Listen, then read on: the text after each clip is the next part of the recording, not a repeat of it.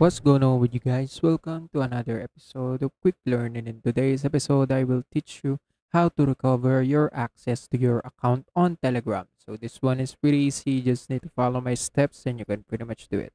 So first of all, I'm going to need to log out to my account first and pretend that I lose an access to my account. For that, if you don't have an access to your account, you don't remember your password, just this is how you're going to do it. First, you need to provide your mobile number that you use to this account, and the SMS code will be sent to you. You just need to insert it right here.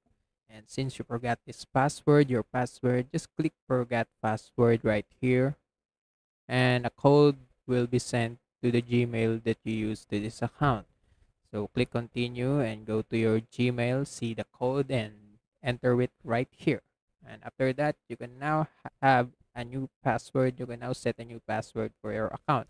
And after that, just click this arrow right here and that's it. You now have an access again to your Telegram account. And that's it. That's how you do it. Also, that's it for today's episode. If you want more to this channel, please like this video, click the notification bell, and don't forget to subscribe. See you in the next one.